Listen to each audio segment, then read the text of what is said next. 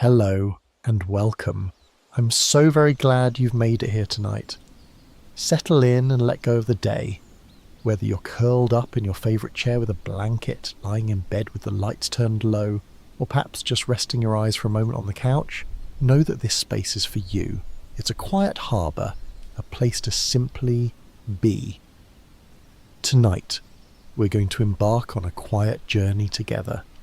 An exploration into something that is at once a grand cosmic mystery and the most intimate process we can ever know. We're going to gently pull back the curtain on the science of time and the human body. We're going to wonder together about why we age. Now, I should offer a tiny gentle warning. I have done my best to craft this exploration to be as peaceful as possible, a soft path toward rest. But there is always a small chance that the quiet wonder of our own biology might become just a little too captivating. If that happens, and your mind stays gently engaged for a while longer, that's perfectly okay. At the very least, you'll drift off a little wiser about the incredible story unfolding within you. If this space feels right to you, if you feel a sense of calm beginning to settle in, I would be so grateful if you would consider giving this a gentle like and maybe even subscribing for more cozy discoveries. It truly does help more sleepy minds find their way to our little corner of the world. And if you feel so inclined, I always love to read in the comments where you're listening from. It's a quiet joy to see our map of peaceful listeners light up across the globe. As always, this audio is created for relaxation and educational purposes only.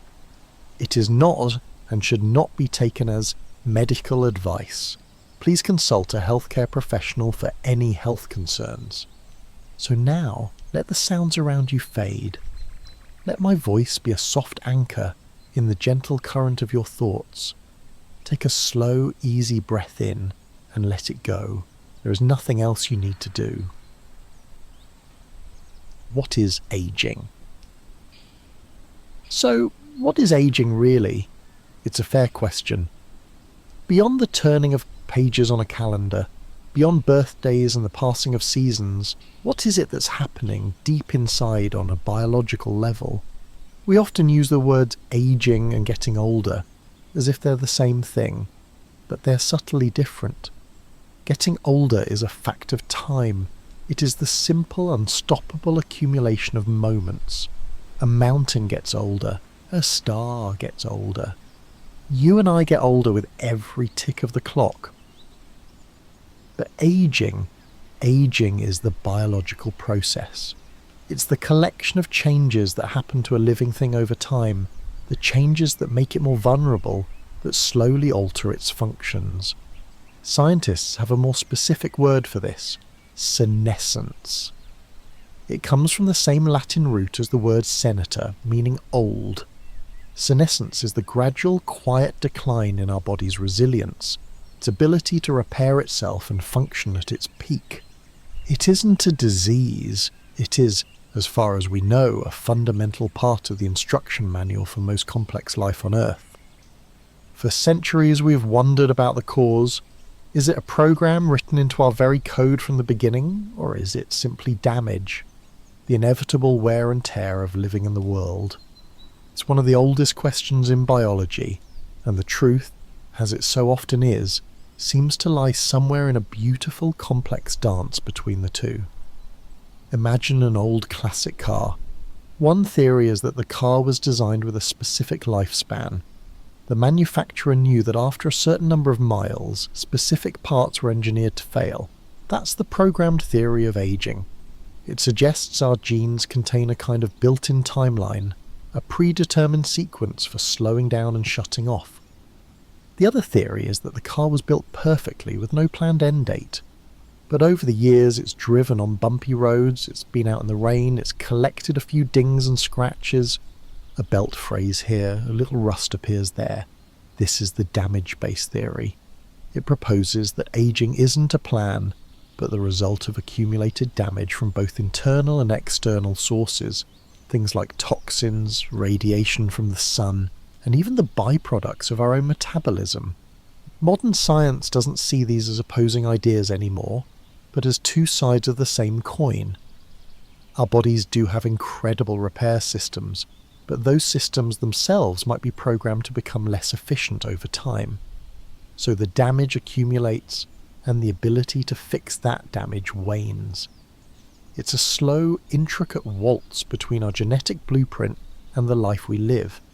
To really understand this, we need to zoom in, way in, past your skin, past your organs, past the tissues, and down to the fundamental unit of you, the single cell.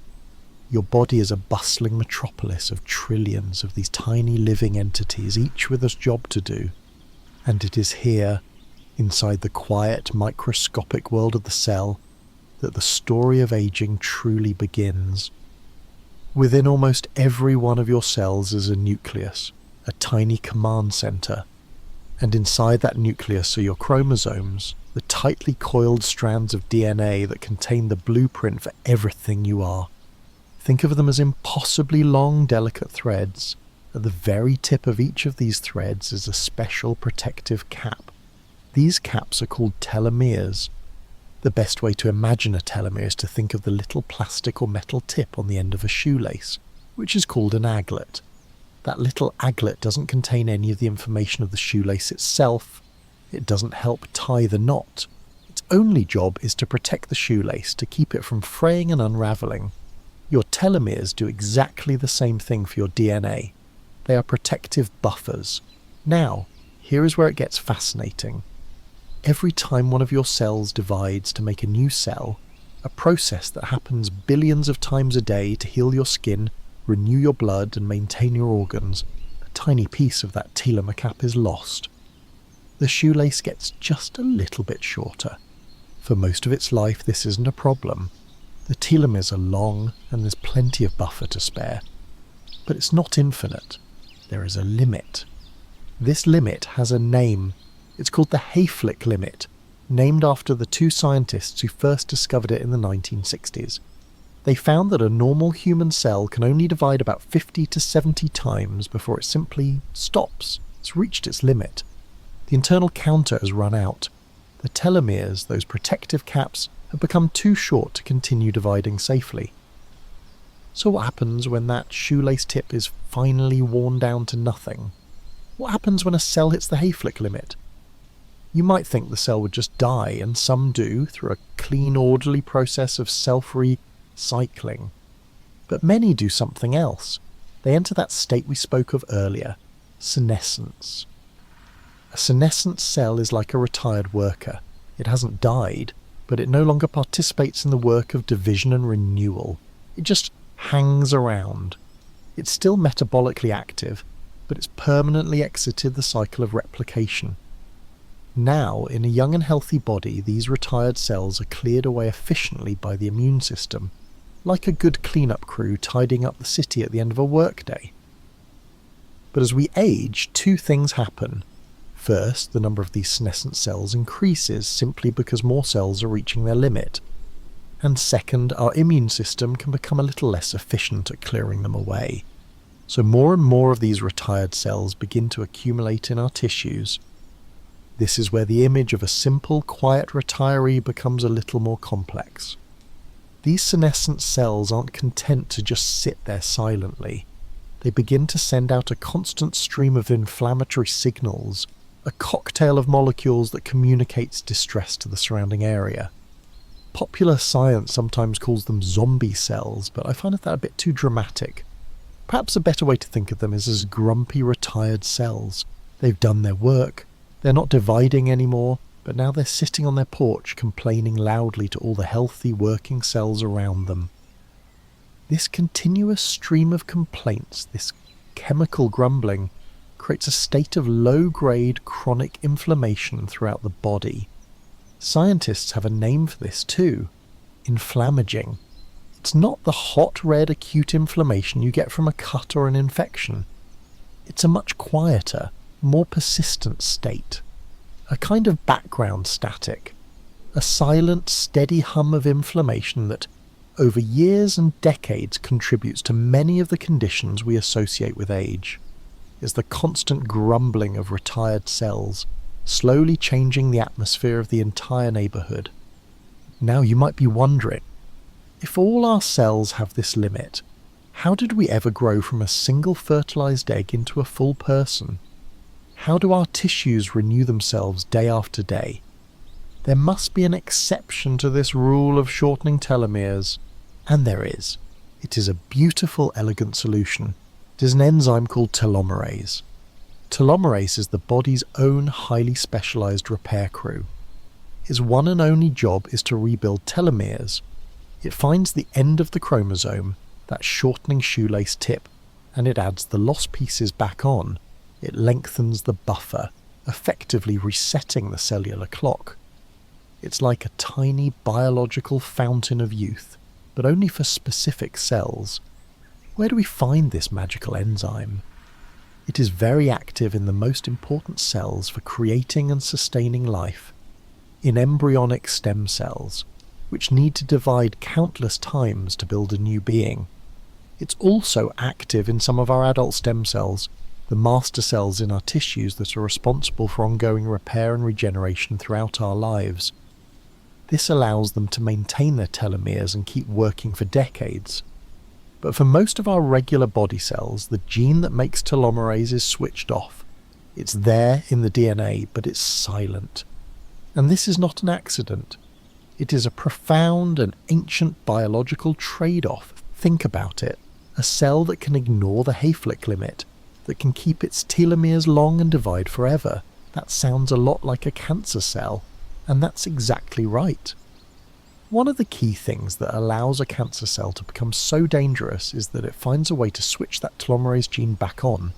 It hijacks the system for cellular immortality and uses it for its own uncontrolled growth. So the shortening of our telomeres, this process that is so central to aging, is also one of our body's most powerful built-in defense mechanisms against cancer.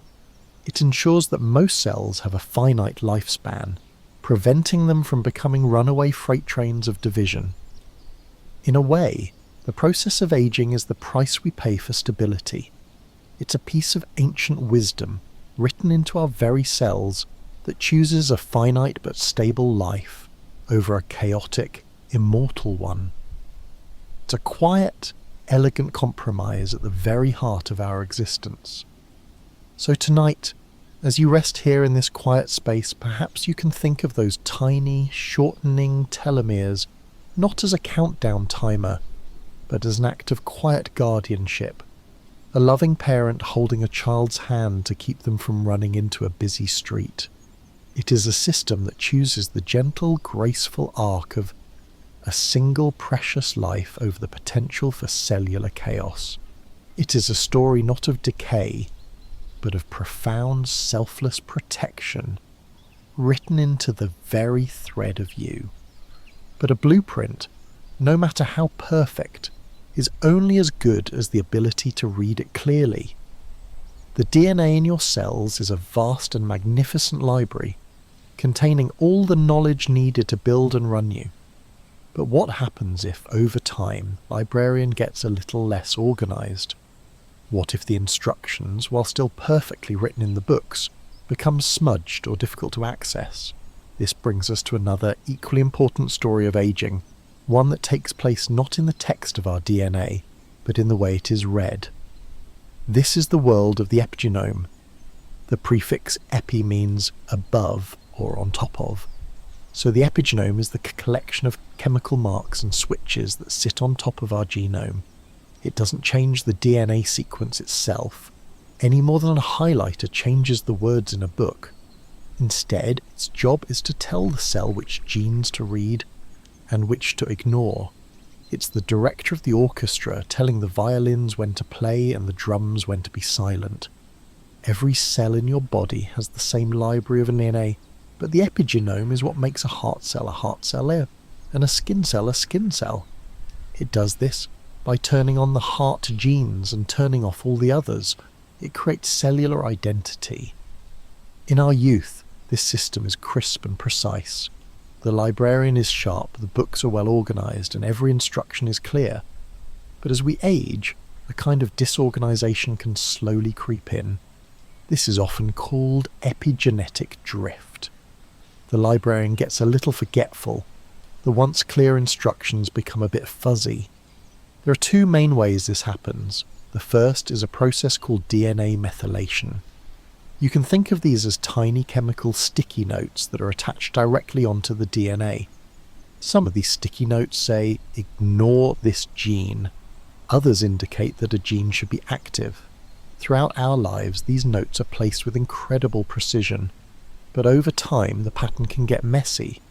Some of the ignored notes might fall off, allowing old or unnecessary genes to be turned on at a low level, and new random sticky notes might get placed in the wrong spots, silencing genes that should be active. The result is that the cell's identity can become a little blurred. A skin cell is still a skin cell, but it might start faintly expressing a gene it hasn't used since it was developing, or one that belongs to a muscle cell. It's a subtle loss of its crisp, youthful identity, leading to a loss of function. The second process involves the way DNA is packaged. Your DNA is incredibly long. If you stretched it out, it would be about 2 meters long, yet it has to fit inside a microscopic nucleus. To manage this, it's wrapped around proteins called histones, like thread around a spool. The epigenome can instruct these spools to be either very tight or very loose. When the spools are wound tightly, the DNA is packed away and hidden, like a book locked away in a dusty archive. It can't be read. When the spools are loosened, the DNA is exposed and accessible, like a book laid open on a reading desk. This is another way the epigenome controls which genes are active. As we age, the control over this tightening and loosening can become less precise. Some DNA that should be safely packed away might loosen up, and some sections that need to be open for business might become too tightly wound. The library's careful organisation begins to fray. This epigenetic drift, this slow accumulation of background noise in our genetic instructions, is now understood to be one of the central drivers of the aging process. It's not that the information is gone, but that it becomes harder for the cell to hear the melody over the static. And yet here lies a wonderfully hopeful part of the story. Unlike the core sequence of your DNA, which is more or less fixed, the epigenome is dynamic. It can change. It is constantly listening and responding to the world and to the life we live. Things like our diet, our sleep, and our stress levels can all send signals that influence where those little sticky notes are placed and how tightly those spools are wound. It's a constant living conversation between our genes, our choices, and our environment.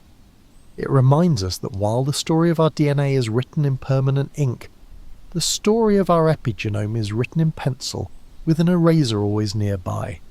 And so this story of aging isn't just about a clock winding down or a shoelace fraying. It's also about a beautiful song, a complex symphony of cellular identity, slowly being lost to background static, a quiet, gentle drift in the instructions that make you, you. It's a reminder of the delicate, dynamic dance that our bodies perform every single moment to maintain a state of perfect, harmonious order. But even with a perfect blueprint and a crystal clear set of instructions, any bustling city or any living cell needs 2 more things to function well: a reliable workforce and an efficient waste disposal system. What happens when the workers get tired and the trash begins to pile up? This brings us to the very tangible physical world of cellular housekeeping. Your cells are tireless factories. Every second they are building millions of proteins. Proteins are the true workers of the body. They are enzymes that spark chemical reactions. They are structural supports that give cells their shape. They are messengers that carry signals. To work properly, each protein must be folded into a precise, intricate, 3-dimensional shape, like a tiny piece of molecular origami. The process of maintaining a healthy and functional population of proteins is called proteostasis. The combination of the words protein and homeostasis, it simply means protein balance. It's the cell's quality control system. When a protein is newly made, special chaperone proteins are there to help it fold correctly. And when a protein becomes old, damaged, or misfolded, this same quality control system is supposed to identify it and clear it away. In a young, healthy cell, this system is wonderfully efficient. But as we age, it can start to falter. The chaperones might get a little less effective. The cleanup crew responsible for tagging and removing damaged proteins gets a bit slower. The result is an accumulation of misfolded, non-functional, or even toxic proteins. Imagine a sculptor's studio that slowly gets cluttered with broken statues and misshapen lumps of clay. Not only do these pieces not contribute to the art, but they get in the way, making it harder for the sculptor to work. This build-up of cellular junk is thought to be a key factor in the aging process. It can clog up cellular machinery and interfere with communication, and this process is thought to play a role in several conditions that can affect our brains and nervous systems later in life. The cell, in essence, becomes burdened by its own unresolved history.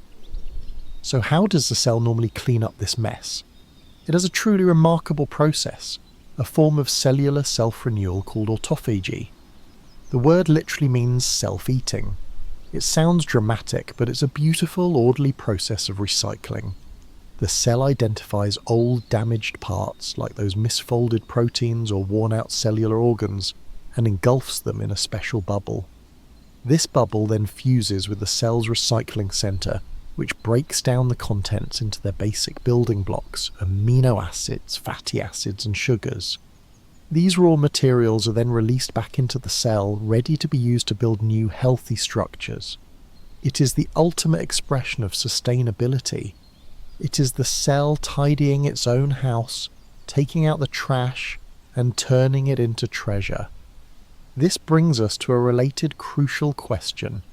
How does a cell decide when it's time to grow and build, and when it's time to conserve, clean, and recycle? It listens. It listens through what are known as nutrient-sensing pathways. These are communication networks that tell the cell about the energy and resources available. One of the most important is called the insulin and IGF-1 pathway. When you eat, especially carbohydrates, this pathway lights up. It's a signal of abundance. It tells the cells times are good, resources are plentiful. Grow, build, divide. This pushes the cell into a state of growth and storage.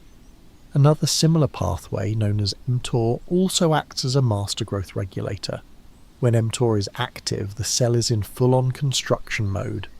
The thing is, when these growth signals are constantly active, they tend to suppress the cleaning signals. The process of autophagy is turned down. After all, if the boss is always shouting build, build, build, there's no time to stop and take out the recycling. As we age, these growth pathways can sometimes become dysregulated, remaining a little too active, a little too often. This contributes to that slowdown in cellular housekeeping, that accumulation of junk. But here, once again, our biology reveals its deep wisdom. When these nutrient signals are low, during periods when we are not eating, for instance, the growth pathways quiet down, the build ordered is paused, and in that quiet space the cell gets the message, resources are scarce, it's time to be efficient, let's clean house. The process of autophagy ramps up. The cell begins its deep cleaning, recycling the old to sustain the new. It's a rhythm built into our very being, a time to build and a time to renew, a quiet cyclical wisdom that knows that sometimes the most productive thing a cell can do is to simply tidy up. It is a gentle reminder, whispered from the very heart of our biology, that we contain within us this profound capacity for renewal. It is a deep cellular wisdom that understands the balance between doing and being, between building and tidying. A wisdom that knows that in the quiet pauses, in the moments of conservation and cleaning, lies the secret to enduring strength. But every factory, every city, every single cell that builds and cleans and communicates needs a source of power, a reliable, efficient energy grid. And in the microscopic city of the cell, that power is generated by thousands of tiny, ancient and truly remarkable structures, the mitochondria. You have probably heard them called the powerhouses of the cell, and that is exactly what they are. They are the living engines that take the fuel from the food we eat, the sugars and fats, and combine it with the oxygen we breathe in a beautifully complex process to create the universal energy currency of life. This molecule is called adenosine triphosphate, or ATP. Think of ATP as the cell's fully charged, ready-to-use battery packs. Every single action, from the contraction of a muscle to the firing of a neuron to the replication of a strand of DNA, is paid for with these tiny batteries. Without the constant steady supply of ATP from our mitochondria, life as we know it would instantly cease. But the story of mitochondria is so much deeper and more wondrous than just their function. It is a story of an ancient world-changing partnership. Over 1.5 billion years ago, in the primordial oceans, a remarkable event occurred. One of our simple single-celled ancestors, a larger host cell, engulfed a smaller energy-producing bacterium. But instead of digesting it, a symbiosis was formed. The host cell provided shelter and nutrients, and the bacterium provided a massive amount of energy. Over eons, that bacterium evolved into the mitochondria we have today. This ancient origin is why mitochondria are so unique. They are the only parts of our cells, outside of the nucleus, that have their very own DNA. It's a small circular loop of day and beautiful relic of their past life as a free and independent organism. They are, in a sense, ancient guests who took up permanent residence and became so essential that we could no longer live without them. This separate mitochondrial DNA, or mtDNA, contains the crucial instructions for building the machinery of the power plant. But its location presents a vulnerability. Unlike the cell's main library of DNA, which is safely protected within the fortress of the nucleus, the mtDNA resides right in the heart of the energy factory.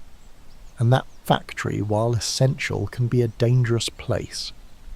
The process of generating energy, just like a power plant burning fuel, creates byproducts. In the cell, this exhaust comes in the form of highly reactive molecules known as free radicals. You can picture them as tiny, chaotic sparks flying off a roaring fire. In small amounts, they are manageable and even used for cell signaling. But when they're produced in excess, they can ricochet around the cell, damaging whatever they touch: proteins, cell membranes, and most critically, the vulnerable mitochondrial DNA that is right next door. This state of imbalance, where there are more damaging free radicals than the cell's own antioxidants can handle, is called oxidative stress. It's like a cozy fireplace that warms the entire house, but also lets off stray sparks that occasionally singe the rug. Oxidative stress is what happens when the fire is burning a little too inefficiently, sending out too many sparks and the rug becomes scorched. And here we find one of the most classic feedback loops in the science of aging. When a mitochondrian's DNA is damaged by free radicals, its energy-producing machinery can become faulty. The mitochondrion becomes less efficient. It's like a smoky engine. And an inefficient smoky engine doesn't just produce less power, it produces more smoke and more sparks. So to damage mitochondrion produces even more free radicals, which in turn causes even more damage to its own DNA and the DNA of its neighbours. It is a slow, self-propagating, vicious cycle that leads to a gradual decline in the cell's energy supply.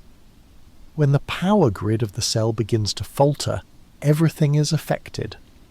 The quality control systems for proteins don't have enough energy to work properly. The autophagy cleanup crew becomes sluggish. The cell's ability to repair, communicate and function is diminished. This gradual decay of our mitochondria is a fundamental reason why we may feel a loss of energy and resilience as the years go by. But our cells, in their infinite wisdom, have a system for this too. They can recognise when a power plant has become too old and smoky to be efficient, and they have a specialised recycling program just for them. It is called mitophagy, the self-eating of mitochondria. The cell identifies a failing mitochondrion, engulfs it, and breaks it down, recycling its components to build a new, healthy one. It is the body's way of decommissioning the old, polluting factories to make way for clean, new energy. It is yet another quiet, elegant testament to the body's ceaseless effort to maintain balance and renew itself from within. It's a quiet, profound truth of our biology. Within each of us is this ancient legacy, this universe of tiny living power plants, a gift from a world long past. They are constantly working to power our present moment, and our body in its wisdom is constantly working to renew them, ensuring the flame of life, however gently, continues to burn. But a single cell, no matter how energetic and well maintained, does not exist in a vacuum. It is part of a vast interconnected society of trillions, a community that relies on constant clear communication to orchestrate the breathtakingly complex dance of life. Every function, from the beating of your heart to the healing of a cut, depends on cells talking to each other, sending and receiving signals with precision and grace. This communication happens through a torrent of chemical messages, hormones travelling through the bloodstream, neurotransmitters flashing across synapses, and local signals passed between neighbours. In our youth, this cellular conversation is like a world-class orchestra, with every note played at the right time, at the right volume. The signals are crisp, the responses are appropriate, and the result is harmony. But as we age, the concert hall can become a little noisy. The lines of communication can get crossed. This is another key hallmark of aging, altered intercellular communication. One of the main sources of this noise is a character we've already met, the senescent cell. Remember those grumpy, retired cells that hang around and send out a constant stream of inflammatory complaints? That stream of signals is known as the senescence-associated secretory phenotype, or SASP. This constant chemical grumbling contributes directly to that state of inflammaging we spoke of earlier, the chronic, low-level inflammation that becomes a backdrop to our later years. Imagine trying to have a very important, quiet conversation with a friend, but you're standing in the middle of a crowded, noisy room. It's hard to hear. The essential messages get lost in the background chatter. This is what happens in our tissues. The vital, specific signals that cells need to send each other have to compete with the constant non-specific noise of inflammation. It's not just the addition of noise, but also a change in the signals themselves. The endocrine system, our body's master regulator of hormones, also changes its tune over time. The production of some hormones naturally declines, while other signalling pathways can become less responsive. The messages are still being sent, but perhaps the volume is turned down, or the receivers aren't listening as attentively as they once did. And this brings up the other side of the communication equation, the receiving end. It's not just the signals that change, but also the cell's ability to hear them. If a cell is constantly bombarded by a low-level signal, like that inflammatory hum, it can become desensitized. Its receptors for that signal may retreat from the cell surface. It's a protective mechanism, like you becoming nose-blind to a persistent smell in a room.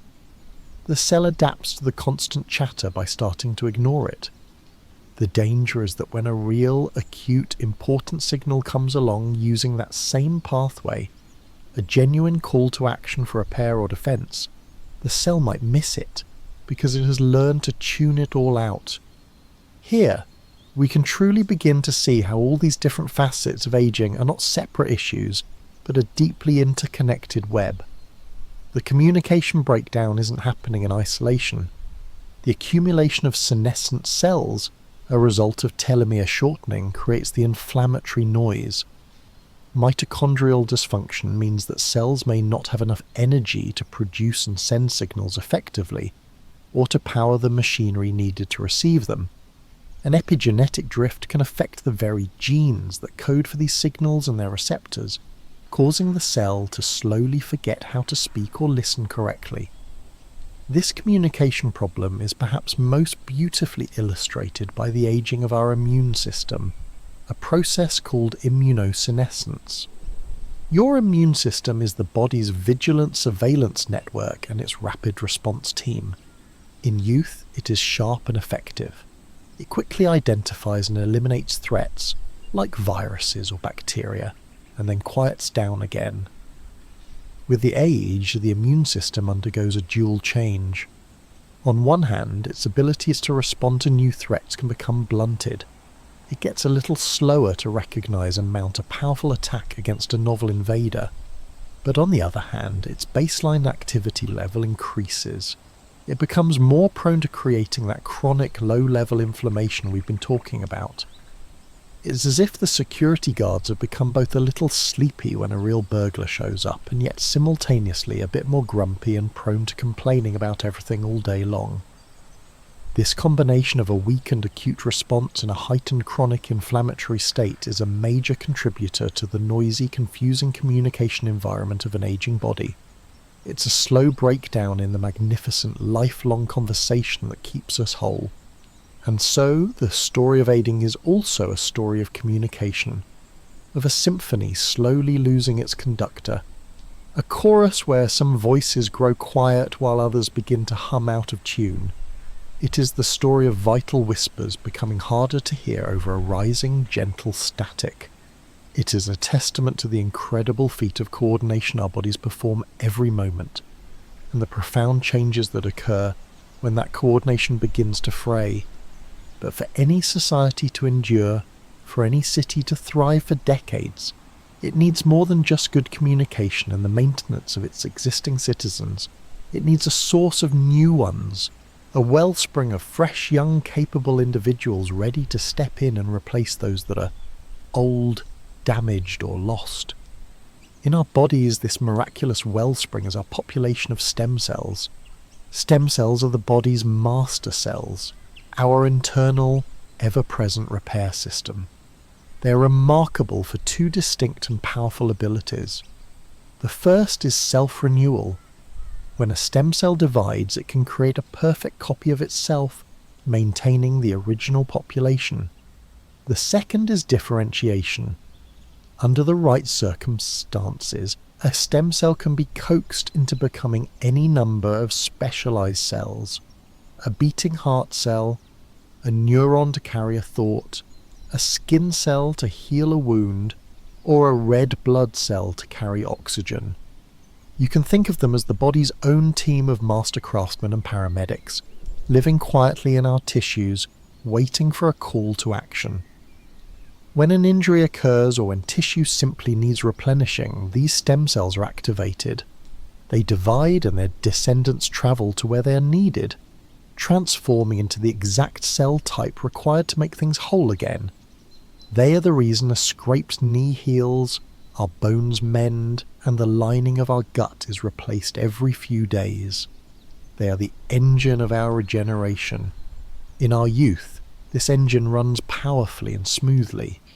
Our pool of stem cells is robust and their response is swift. But as the decades pass, this wellspring can begin to dwindle, both in number and in function. This hallmark of aging is known as stem cell exhaustion. It is one of the most direct reasons why our healing slows down. Our tissues lose their resilience, and we don't bounce back quite as quickly as we once did. But what does it mean for a stem cell to be exhausted? It's not simply that we run out of them. The process is more subtle, and it brings together all the threads of the story we've been weaving so far. Our stem cells, these paragons of potential, are not immune to the passage of time. They age too. And here, we meet our old friends again. The telomeres at the end of a stem cell's chromosomes also shorten. While stem cells have a high activity of that telomerase enzyme, the repair crew that rebuilds the chromosome tips, it isn't always enough to keep up with a lifetime of divisions needed for tissue maintenance. Eventually, a stem cell too can reach its limit and enter a state of senescence. Stem cells also accumulate DNA damage. Over a lifetime, exposure to sunlight, toxins, and even random errors during replication can lead to mutations in their precious blueprint. And a mutation in a master craftsman's own instruction manual can have downstream consequences for every cell it creates. The epigenome of a stem cell also undergoes that slow, quiet drift. The sticky notes and spools that control its identity can become disorganized. This can affect its ability to differentiate properly. For instance, with age, the stem cells in our bone marrow can become epigenetically biased. They become more likely to turn into fat cells and less likely to turn into bone-forming cells, a shift that contributes to the fragility of bones in later life. And of course, their mitochondria also age. The power plants within the stem cells can become less efficient, leaving them without the immense energy required for the demanding tasks of division and transformation. So the stem cell itself is aging. But that's only half of the story. A stem cell does not live in isolation. It resides in a very specific, nurturing local environment called the stem cell niche. This niche is like a cradle, or a patch of carefully tended soil. It's a combination of neighbouring cells, structural scaffolds, and signalling molecules that protects the stem cell, keeps it quiet when it's not needed, and gives it the precise instructions for when and how to act. As we age, this cradle also begins to deteriorate. The supportive niche can become inflamed from that now familiar background hum of inflammaging. Its structure can weaken. The signals it sends to the stem cell can become confusing or corrupted. So now, our aging stem cell, with its own internal challenges, is also living in an increasingly unsupportive neighbourhood. It's like trying to grow a healthy young plant in old, depleted soil. Both the seed and the soil are struggling. This dual challenge, the aging of the cell and the aging of its home, is what truly defines stem cell exhaustion. And it is a profound reason why the body's innate song of renewal grows quieter over time. And so the quiet story of our resilience is written in these tiny, powerful cells, in their incredible potential to renew and repair. But it is a story whose ink can fade, a story whose vibrant wellspring is not infinite. It is a gentle reminder that even our deepest sources of renewal are touched by the steady, forward-moving current of time. But what about the very fabric of our tissues? The stage on which all of these cellular dramas unfold? The cells of our body are not just floating in a void. They are supported, organised and embedded in an intricate supportive web called the extracellular matrix. If our cells are the bricks, this matrix is the mortar, the scaffolding, and the communication highway all in one. And this structure too has a story to tell about aging. The extracellular matrix, or ECM, is a complex meshwork of proteins and sugars secreted by the cells themselves. It provides the physical structure for everything from our skin to our bones to our blood vessels. It holds our tissues together. It stores water to keep them hydrated, and it acts as a physical medium through which signals and cells can travel. Two of the most famous proteins in this matrix are collagen and elastin. You can think of collagen as the body's high-tensile rope. It is incredibly strong and provides immense structural integrity, preventing our tissues from tearing. Elastin, as its name suggests, is like a biological rubber band. It allows tissues like our skin, our lungs and our arteries to stretch and then snap back to their original shape. Together, in our youth, they create a matrix that is both strong and wonderfully supple. But over time, this flexible, resilient web can begin to stiffen and lose its elasticity. This happens through a slow, spontaneous chemical process known as glycation. Our bodies run on sugar, primarily glucose, which is constantly circulating in our blood and tissues. This sugar is vital fuel, but it can also be a little bit sticky. Spontaneously, without the need for any enzyme, a sugar molecule can attach itself to a protein, like one of those long, durable collagen fibers. Imagine spilling a tiny drop of clear, sticky syrup onto a bundle of fresh, flexible threads. At first, it's not a big deal, but over time that syrup can cause the threads to start sticking to each other where they shouldn't. In our bodies, when these sugar-protein bonds become permanent and form more complex structures, they create something called advanced glycation end products. Their acronym, quite fittingly, is AGs.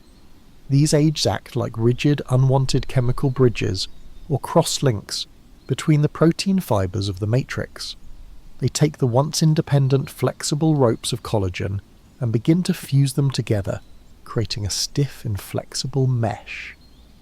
The body does have ways to slowly break down and remove some of these, but over a lifetime the rate of their formation can outpace the rate of their removal. The consequences of this slow progressive stiffening are widespread. In the skin, this cross-linking of collagen and the degradation of elastin contribute to wrinkles and a loss of that youthful plumpness.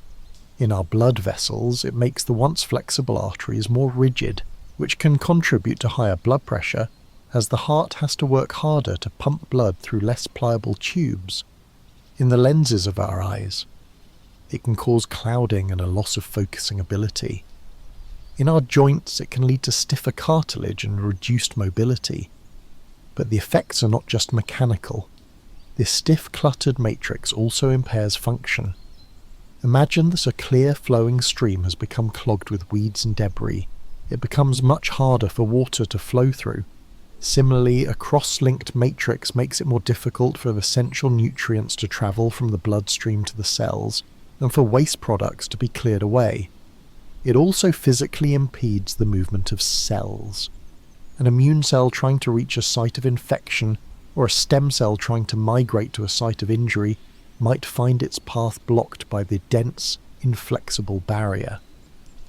And to bring our story full circle, these AGs are not just passive structural problems, they are yet another source of those grumpy signals. Cells have receptors that recognize these AGs, and when they bind, they can trigger that same, now familiar state of low-grade chronic inflammation. So the stiffening structure itself sends out signals that contribute to the noisy environment of aging, further impairing the function of the very cells it is meant to support. It is the slow transformation of our body's supple, life-giving web into a more rigid and unforgiving cage. It is a quiet war waged in every corner of our being, a battle fought not with sound and fury, but with the silent, tireless work of microscopic machines. It is the story of a constant, vigilant defense of the genetic story that is uniquely ours, a story our body will do everything in its power to preserve, for as long as it possibly can. We have journeyed deep into the microscopic world tonight. We have stood on the shores of the cellular sea and watched the tides of time.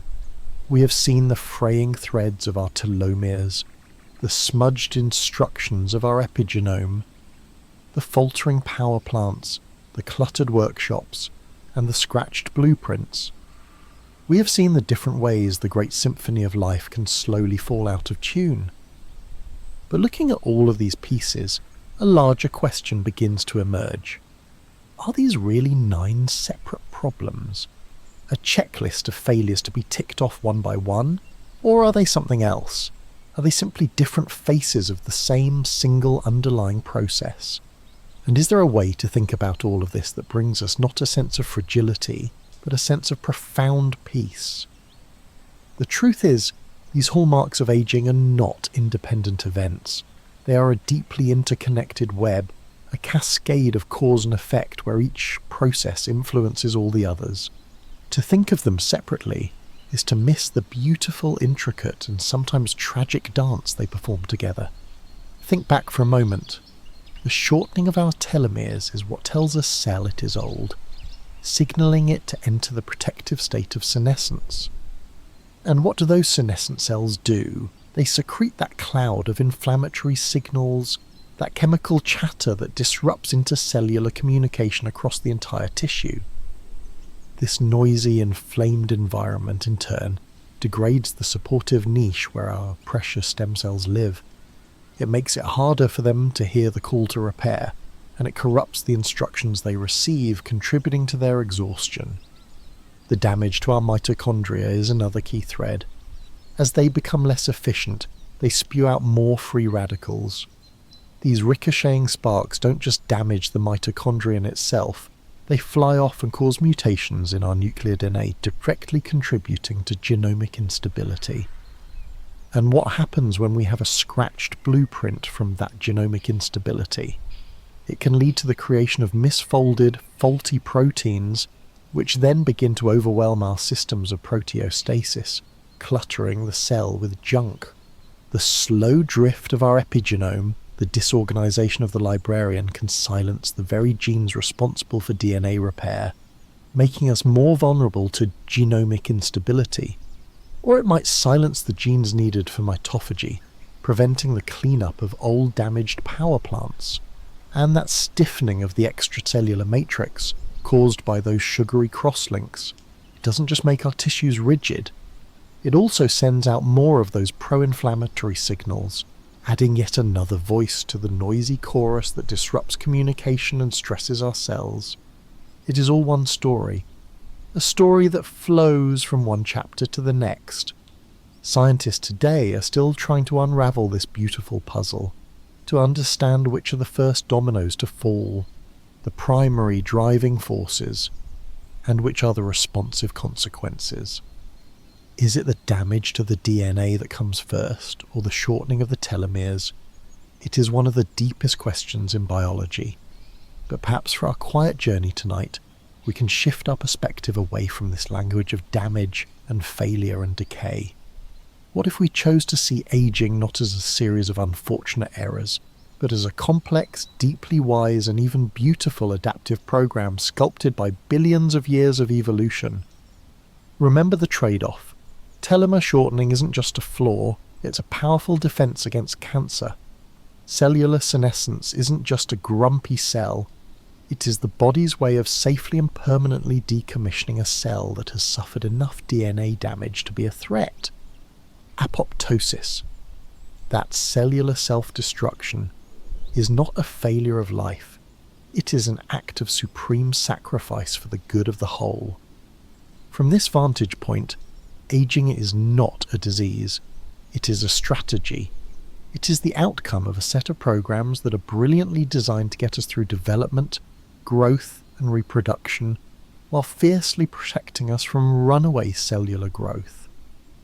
The changes that happen later in life are the long-term consequences of these very successful, life-giving strategies. They are the echoes of a wisdom that prioritizes the stability of the organism and the continuation of the species over the indefinite lifespan of the individual. It is not a breakdown of the system, it is the system running exactly as it was designed. It is a profound shift in perspective, to see the intricate processes of aging not as a litany of failures, but as the unfolding of a wise, ancient, and deeply protective strategy.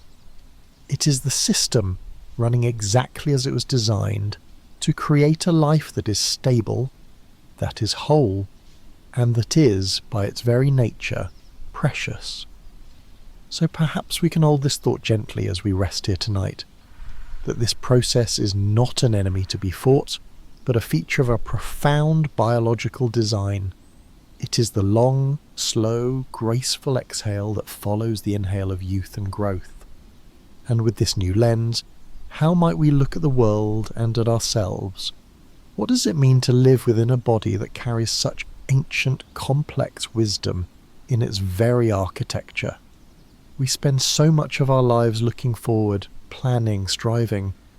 But what if we took a moment right here in this quiet space to look at the time that is written into us not as a loss, but as a story? Your body is a living record. It is a history book written in a language of cells and molecules. The lines on your face are not just the result of cross-linked collagen and elastin.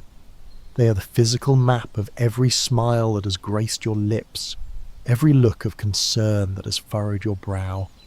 A scar is not just healed tissue. It is the epilogue to a story of injury and remarkable recovery. A testament to the power of those stem cells and immune cells rushing to make you whole. The very story we have been exploring tonight confirms this.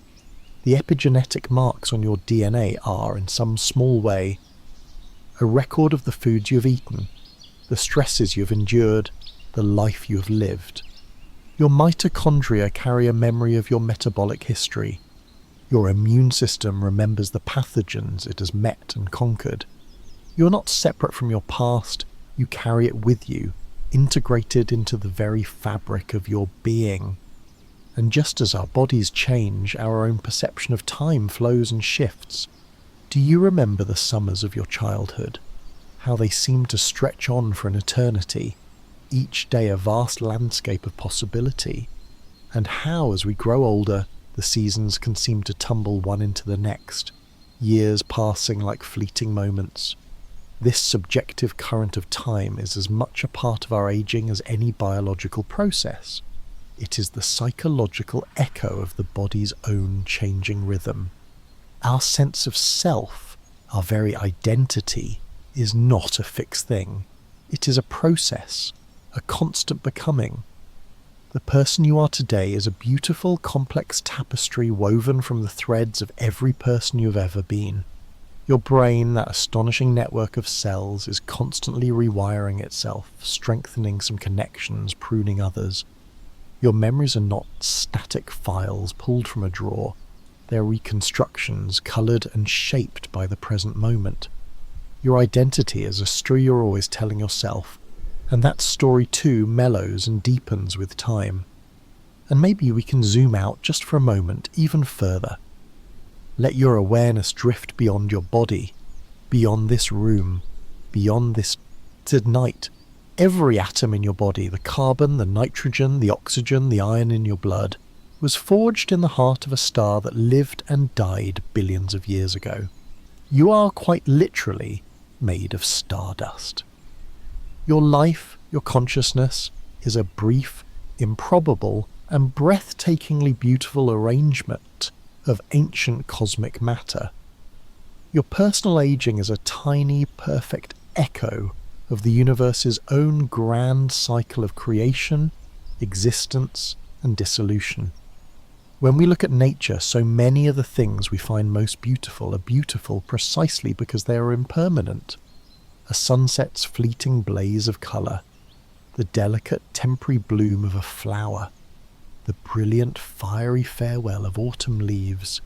Their beauty is sharpened, made more poignant by the knowledge that they will not last. Perhaps our own lives share in this same kind of beauty. Perhaps the arc of a human life with its beginning, its middle, and its end is a masterpiece of natural art. The processes of aging, the very things we have explored tonight, are what give our lives their shape, their meaning, and their preciousness. To be alive is to be a part of this flow, a temporary beautiful arrangement of stardust, given the astonishing gift of experiencing the universe just for a little while.